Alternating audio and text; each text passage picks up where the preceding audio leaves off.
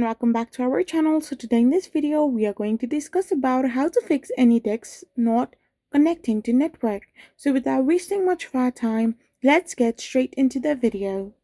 So to fix Anydesk not connecting to a network, try verifying your network configuration. So ensuring Anydesk has the correct permissions and checking fire rules like some firewall rules can help you maintain your connection. If those don't resolve the issue, you can also consider reinstalling Anydesk and verifying your system's date and time settings.